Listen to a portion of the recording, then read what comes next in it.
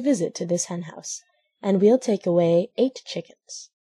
Of these, 7 are for us, and 1 for you, provided, of course, that you will make believe you are sleeping, and will not bark for the farmer." "Did Melampo really do that?" asked Pinocchio. "Indeed he did, and because of that we were the best of friends.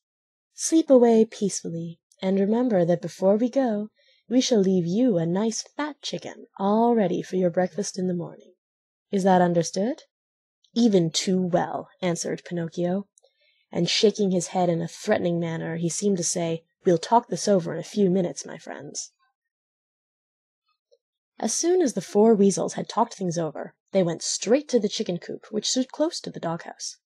Digging busily with teeth and claws, they opened the little door and slipped in. But they were no sooner in than they heard the door close with a sharp bang. The one who had done the trick was Pinocchio, who, not satisfied with that, dragged a heavy stone in front of it. That done, he started to bark, and he barked as if he were a real watchdog. "Bow, wow, wow! Bow, wow!"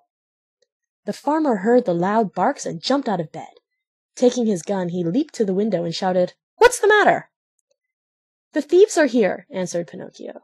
"Where are they?" "In the chicken coop." "I'll come down in a second." And in fact, he was down in the yard in a twinkling, and running toward the chicken coop. He opened the door, pulled out the weasels one by one, and after tying them in a bag, said to them in a happy voice, "You're in my hands at last. I could punish you now, but I'll wait. In the morning you may come with me to the inn, and there you'll make a fine dinner for some hungry mortal. It is really too great an honor for you, one you do not deserve. But, as you see, I am really a very kind and generous man, and I am going to do this for you." Then he went up to Pinocchio and began to pet and caress him. "How did you ever find them out so quickly? And to think that Melampo, my faithful Melampo, never saw them in all these years." The Marionette could have told, then and there, all he knew about the shameful contract between the dog and the weasels. But thinking of the dead dog, he said to himself, "Melampo is dead. What is the use of accusing him? The dead are gone, and they cannot defend themselves.